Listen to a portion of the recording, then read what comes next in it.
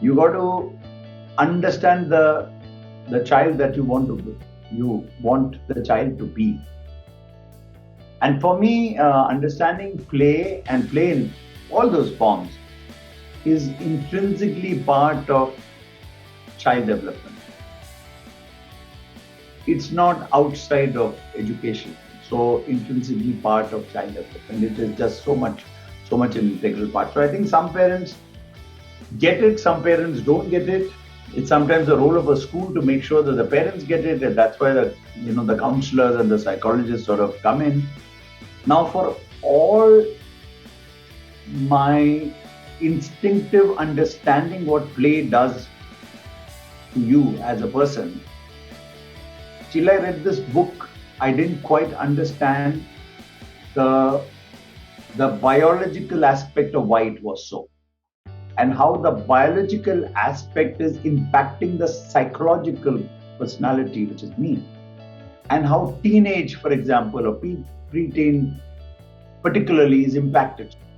Just being free in spirit because you are under the sky or you are with people your age group releases a certain set of also skill sets, not just emotional skills, social skills, but also some very, very important physical traits get built up through that. Children have not been able to play sports in the physical sense as a team, winning and losing, which is sports teaches you so many life skills, which how to lose gracefully, how to work as a team, how to be goal oriented, and take many steps to reach that goal. And sometimes you reach it, sometimes you don't. And these are all life lessons that sports teaches you. In fact, parents have created these little bubbles of people who they know have done, like they've already had COVID perhaps, or people who they know are safe in their colonies, and they are playing sports as families together or children together. They are making sure those, avenues are open for them. What has really helped is when families have created rituals around fitness. I'm seeing that, those children and those families seem to be still getting something done in terms of fitness. I think safety and exploration is a key word here. For a child who feels safe enough to explore, whether it's play or physical activity, there is more expansion to use the space in the house also for physical activity as well as the school or, the playground.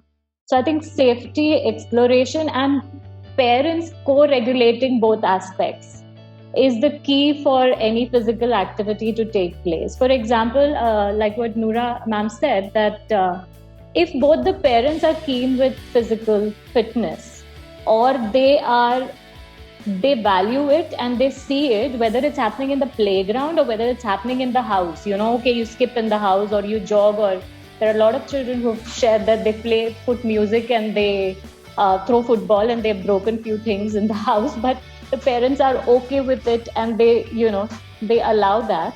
I think that sort of co-regulation is very important to expand this physical activity even when there is pandemic or no pandemic. Lewis Gluck's quote, which says, "You see the world only once in childhood. Rest is all memory."